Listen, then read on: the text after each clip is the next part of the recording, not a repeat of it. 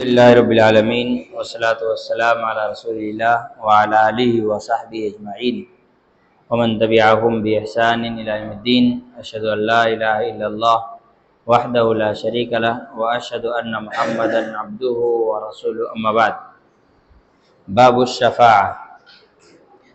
قول اللہ عز وجل وانذر بہ الذین یخافون ان یحشروا الی ربہم لیس لہم من دونہ ولی ولا شفیع۔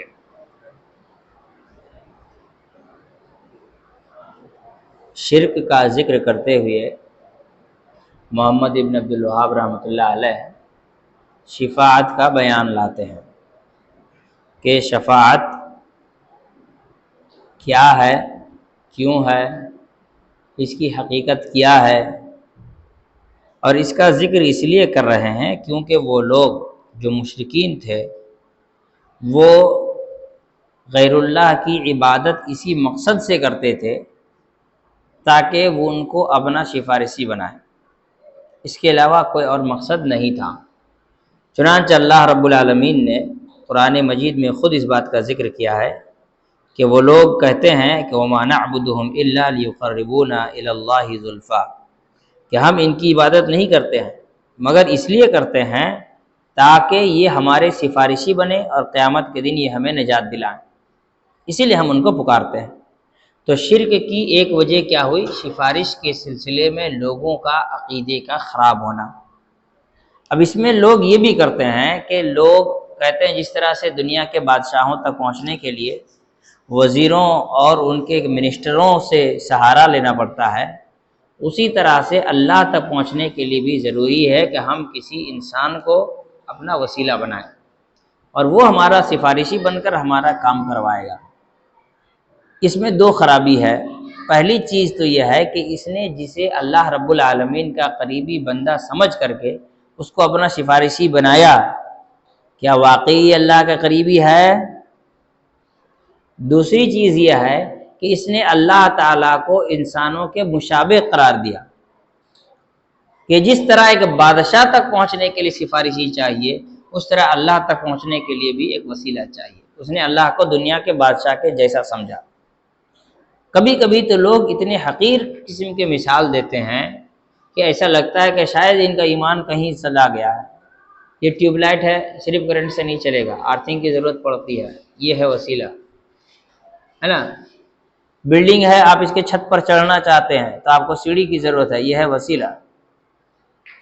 تو اس طرح کی باتیں کرتے ہیں۔ شفاعت ہی وسیلہ ہی شفاعت کی شکل میں آ کر کھڑی ہوتی ہے۔ اب اس میں ایک چیز یہ بھی ہو جاتی ہے کہ ایک مولانا ہے طاہر القادری، اس نے کہا کہ اللہ تعالیٰ خود وسیلہ اختیار کیا ہے۔ کہا کیسے؟ کہ اللہ رب العالمین نے دنیا والوں کے ہدایت کے لیے نبی کا وسیلہ پکڑا، خود دنیا کو ہدایت نہیں دی، نبی کا وسیلہ لیا۔ جب اللہ نبی کا وسیلہ لے سکتا ہے تو ہم کیوں نہیں لے سکتے؟ تو یہ وسیلہ جو ہے، اسی کے وسیلے ہی کے چکر میں لوگ وسیلہ کیوں پکڑتے ہیں؟ یہ شفاعت کے چکر میں کہ یہ سفارشی بنے گا اس لیے اس کو وسیلہ بناؤ۔ تو اللہ رب العالمین نے قرآن مجید میں اس قسم کی باتوں کو واضح کر دیا کہ شفاعت کا کیا معنی ہے۔ پہلی چیز تو یہ ہے کہ شفاعت اللہ رب العالمین کی مرضی سے کسی انسان کو کسی کے حق میں سفارش کی اجازت ہوگی، اسی کو شفاعت کہتے ہیں۔ اللہ رب العالمین ہی فیصلہ کرے گا کہ کون سفارش کرے گا، اور اللہ تعالیٰ ہی فیصلہ کرے گا کہ کس کی سفارش کرے گا۔ نہ کوئی انسان اپنی مرضی سے سفارش کرنے والا ڈھونڈ سکتا ہے، نہ ہی آدمی اپنی مرضی سے کسی کی سفارش کر سکتا ہے۔ یہی وجہ ہے کہ شفاعت کا پورا کنٹرول کس کے ہاتھ میں ہے؟ اللہ رب العالمین کے ہاتھ میں۔ اسی لیے اللہ رب العالمین نے قرآن مجید فرمایا کہ وَأَنذِرْ بِهِ الَّذِينَ يَخَافُونَ أَن يُحْشَرُوا إِلَىٰ رَبِّهِمْ، وہ لوگ جو اللہ رب العالمین کے سامنے حاضر ہونے سے ڈرتے ہیں انہیں ڈرائیے، کیا؟ کہ لَيْسَ لَهُم مِّن دُونِهِ وَلِيٌّ وَلَا شَفِيعٌ، کہ ان کے لیے اللہ کے علاوہ کوئی ولی یعنی مسائل کو حل کرنے والا کارساز اور شفیع یعنی سفارش کا حقدار نہیں ہے۔ اللہ رب العالمین نے اپنے لیے لفظ شفیع کا استعمال کیا ہے۔ اللہ تعالیٰ نے سب سے پہلے اس آیت میں کہا وَأَنذِرْ، آپ لوگوں کو ڈرائیے۔ کیوں؟ اس لیے کہ جو لوگ سفارشی ڈھونڈ رہے ہیں وہ بھی ڈر سے ہی ڈھونڈ رہے ہیں۔ وہ لوگ سفارشی جو ڈھونڈ رہے ہیں وہ کس لیے ڈھونڈ رہے ہیں؟ ڈر سے۔ تو اللہ تعالیٰ نے کہا ان کو ڈرائیے۔ قرآن مجید میں اللہ رب العالمین نے کئی جگہوں پر ڈرانے کا ذکر کیا ہے، جیسے وَكَذَلِكَ أَوْحَيْنَا إِلَيْكَ قُرْآنًا عَرَبِيًّا لِتُنذِرَ أُمَّ الْقُرَىٰ وَمَنْ حَوْلَهَا، یقیناً ہم نے آپ کے جانب وحی کی ہے قرآن کو عربی زبان میں تاکہ آپ ڈرائیں ام القریٰ یعنی مکہ شہر کا ایک نام کیا ہے؟ ام القریٰ، مکہ کے لوگوں کو، ومن حولها، اور اس کے ارد گرد جتنے بھی لوگ بستے ہیں ان لوگوں کو بھی آپ ڈرائیں۔ اسی طرح اللہ رب العالمین نے قرآن مجید میں فرمایا لِتُنذِرَ بِهِ وَذِكْرَىٰ لِلْمُؤْمِنِينَ، یہ قرآن اس لیے نازل کیا گیا ہے تاکہ آپ قرآن کے ذریعے لوگوں کو ڈرائیں۔ کن کو ڈرائیں؟ لوگوں کو ڈرائیں۔ وَذِكْرَىٰ لِلْمُؤْمِنِينَ، اور یہ مومنین کے لیے نصیحت ہے، اسی لیے اللہ نے کہا وَأَنذِرْ بِهِ الَّذِينَ يَخَافُونَ، آپ لوگوں کو ڈرائیے اس کے ذریعے سے، بھی اس کے ذریعے سے۔ کس کو ڈرائیے؟ الَّذِينَ يَخَافُونَ أَن يُحْشَرُوا إِلَىٰ رَبِّهِمْ، جنہیں اللہ رب العالمین کے یہاں حاضری دینے کا خوف اور ڈر ہے۔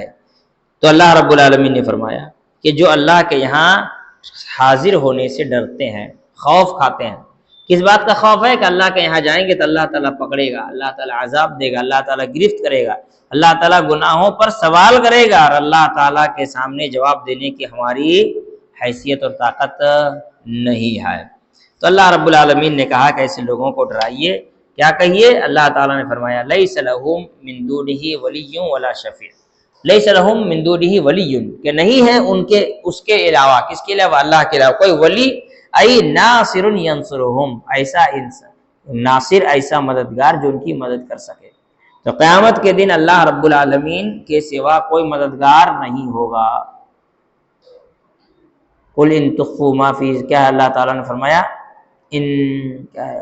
وما انفقتم من نفقۃ او نذرتم من نذر فإن اللہ یعلم وما للظالمین من انصار، آپ جو بھی صدقہ کرتے ہیں، آپ جو بھی خیرات کرتے ہیں، اللہ تعالیٰ اس کو جانتا ہے۔ اللہ تعالیٰ آگے فرمایا کہ ظالموں کا کوئی مددگار نہیں۔ تو کیا اچھے لوگوں کا کوئی مددگار ہوگا؟ بالکل ہوگا۔ کون ہوگا؟ وہ اللہ تعالیٰ کی ذات ہوگی۔ تو اللہ رب العالمین ہی انسان کا مدد کرنے والا ہے، اسی لیے اللہ رب العالمین کے صفاتی نام میں سے ایک نام کیا ہے؟ نصیر۔ اللہ تعالیٰ کے ناموں میں سے کیا ہے؟ نصیر، مددگار۔ کہا گیا ولا شفیع ای شافع یتوسط لہم، یعنی اللہ رب العالمین کے سوا کوئی شفیع نہیں کا مطلب یہ ہے کہ اللہ رب العالمین ایک انسان کو یہ کہے گا کہ تم اس کے حق میں سفارش کرو، تو شفاعت کا کنٹرول کس کے ہاتھ میں ہوا؟ اللہ کے ہاتھ میں۔ اسی لیے اللہ رب العالمین کیا ہوا؟ شفیع ہوا۔ اللہ رب العالمین کی اجازت کے سوا کوئی سفارشی کھڑا ہو کر کے سفارش کر ہی نہیں سکتا۔ قل للہ الشفاعۃ جمیعا، اللہ رب العالمین نے خود قرآن مجید فرمایا اب کہہ دیجئے کہ ساری شفاعتیں کس کے ہاتھ میں ہیں؟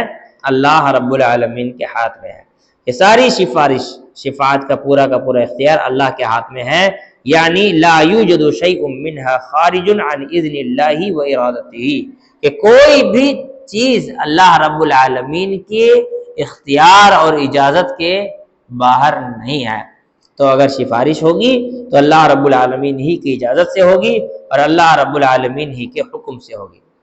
اب یہاں پر اللہ رب العالمین نے جو شفاعت کے الگ الگ مراتب متعین کیا ہے وہ الگ الگ چیزیں ہیں، یہاں تک کہ شفاعت نبی کریم صلی اللہ علیہ وسلم جو کریں گے سفارش، اس کی بھی الگ الگ مراحل بتائے گئے ہیں۔ جیسے بتایا گیا کہ اللہ کے رسول صلی اللہ علیہ وسلم 5 قسم کی سفارش رسول اللہ صلی اللہ علیہ وسلم کو حق حاصل ہے، اس پر ہم آگے انشاءاللہ گفتگو کریں گے۔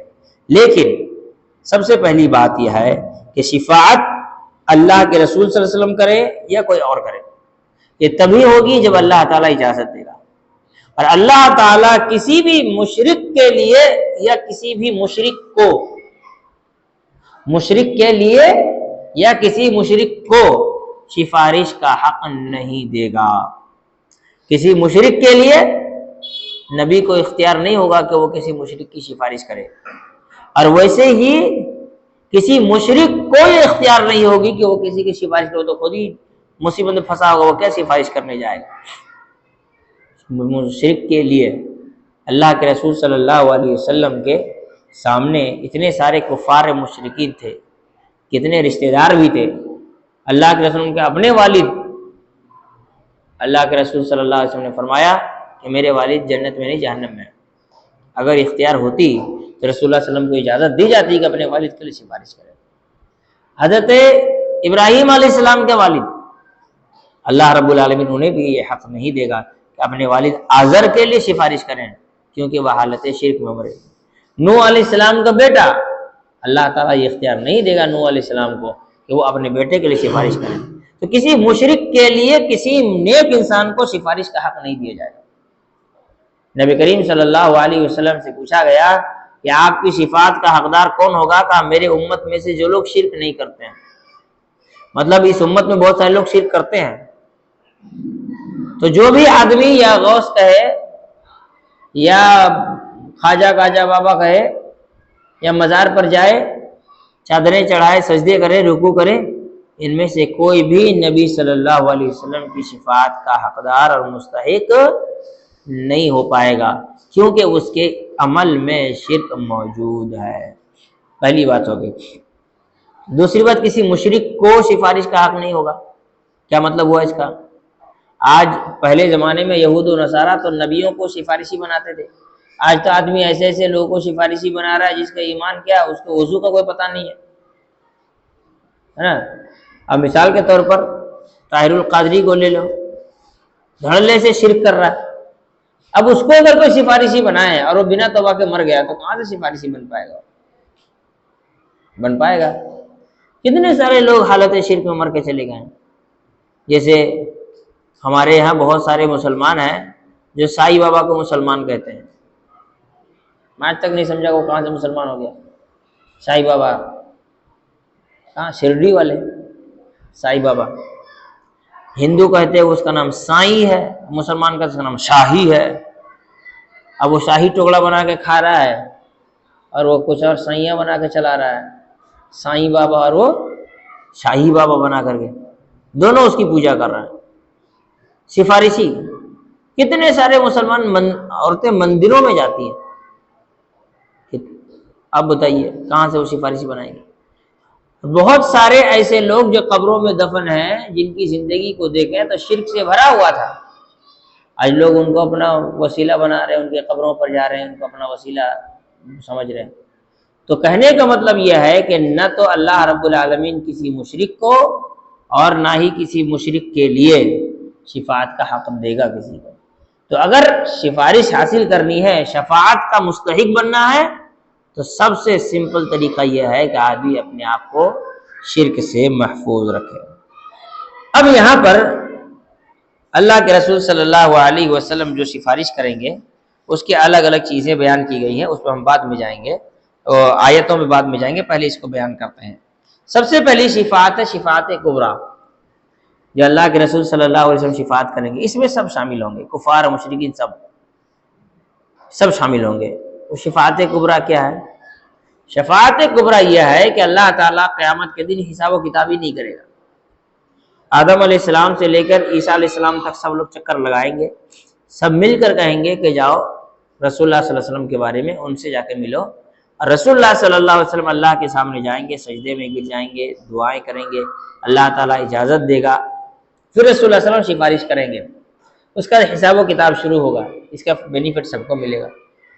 دوسری شفاعت یہ ہے کہ جب جنتی جنت میں جائیں گے تو گیٹ نہیں کھلے گا، بند رہے گا، یہاں تک کہ اللہ کے رسول صلی اللہ علیہ وسلم جائیں گے، دروازہ کھٹکھٹائیں گے، فرشتے پوچھیں گے کون، تو کہیں گے کہ میں محمد، تو اللہ کے رسول صلی اللہ علیہ وسلم نے فرمایا کہ فرشتے کہیں گے ہم کو یہ کہا گیا کہ جب تک آپ نہ آئے دروازہ نہ کھولا جائے۔ تو جنت کے جو 8 دروازے حتی اذا جاؤہا وفتحت ابوابها کی جو آیت ہے وہ تبھی ہے کہ جب اللہ کے رسول صلی اللہ علیہ وسلم پہنچیں گے تب جا کر کے جنت کے دروازے کھولے جائیں گے۔ کتنے ہو گئے؟ دو۔ تیسری سفارش جو ہوگی وہ جنتیوں کے درجات کو بلند کرنے کے لیے ہوں گے۔ اللہ کے رسول صلی اللہ علیہ وسلم کی سفارش سے، شفاعت سے بہت سارے جنتیوں کے درجات کیا ہوں گے؟ بلند کیے جائیں گے۔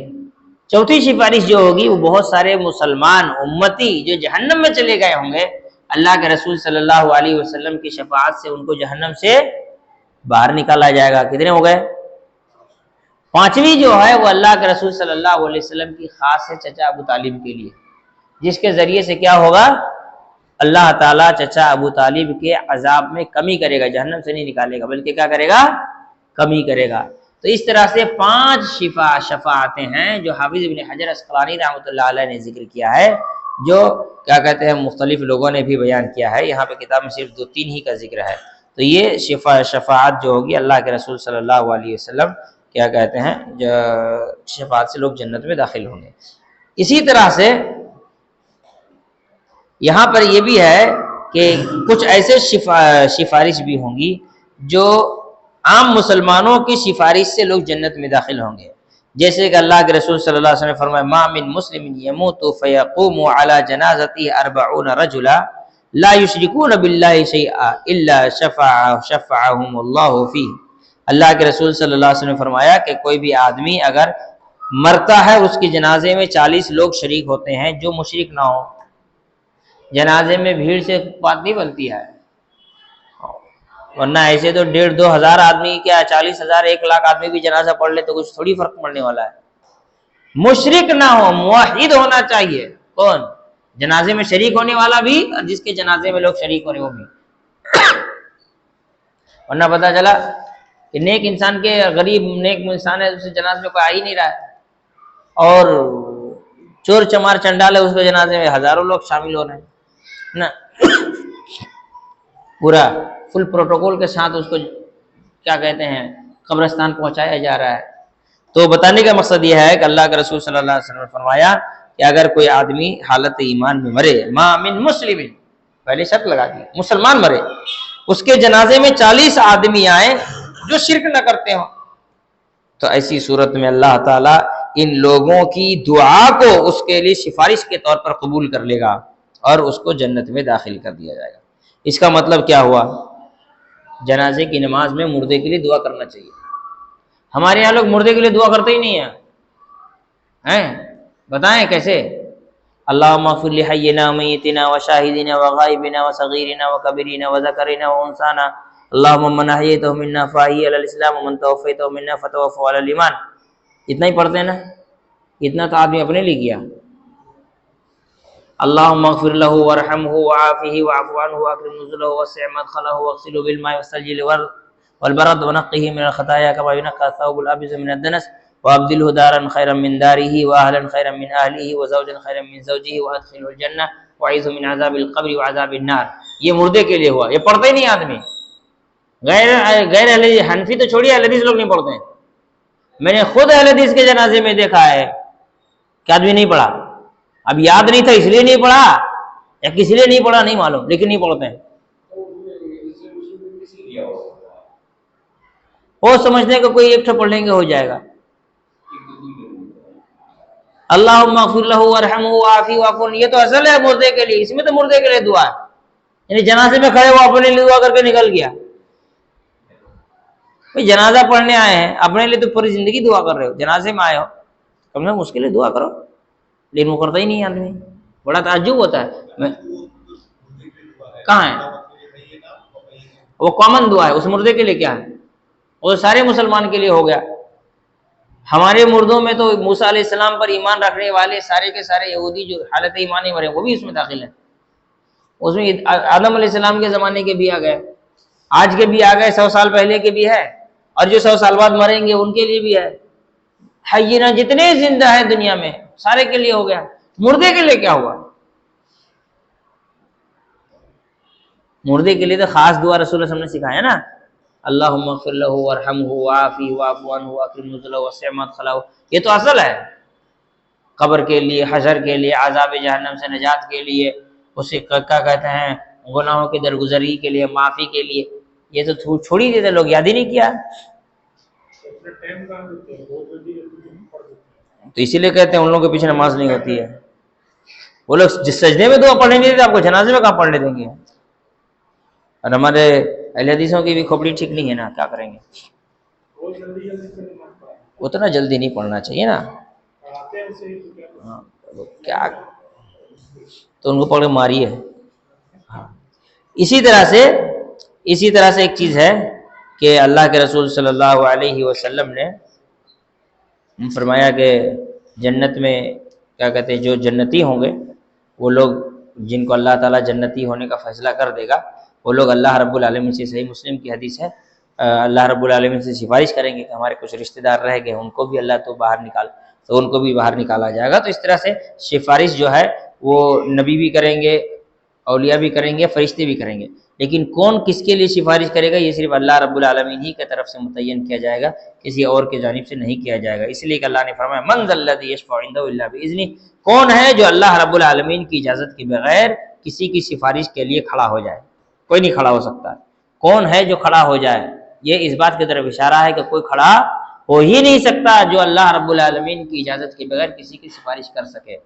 تو یہاں پر کیا نام ہے شیخ عثیمین رحمہ اللہ نے بھی لکھا اور دیگر علماء نے بھی ایک بات لکھی ہے کہ جب اللہ رب العالمین ہی سب فیصلہ کرے گا تو یہ سفارش رکھا کیوں ہے؟ تم اس کی سفارش کرو، یہ فیصلہ ہوگا اللہ کا. تو اس کا مطلب کیا ہے؟ کیا ضرورت ہے پھر اس چیز کی؟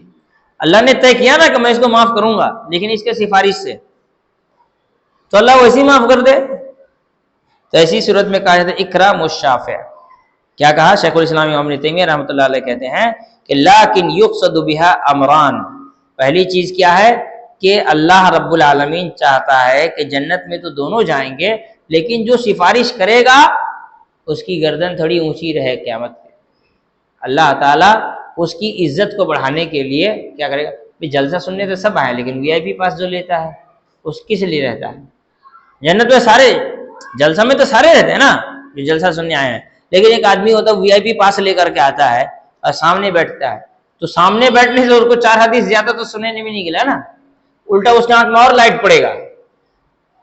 جو سامنے بیٹھے گا اس کو تو 4 حدیث زیادہ سننے نہیں ملے گا، اتنی بات سننے ملے گی جتنا اسٹیج سے بولا جائے گا، لیکن تھوڑی اس کی عزت کے لیے کیا کیا جاتا ہے؟ اس کو ایک وی آئی پی پاس دیا جاتا ہے.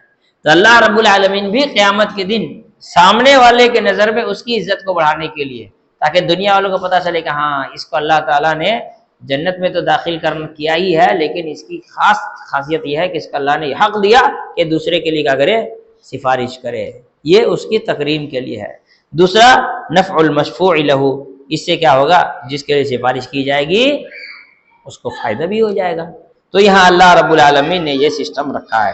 تو اللہ رب العالمین فیصلہ کرے گا کہ کس کی سفارش کرنی ہے اور کس کی سفارش کرنی ہے.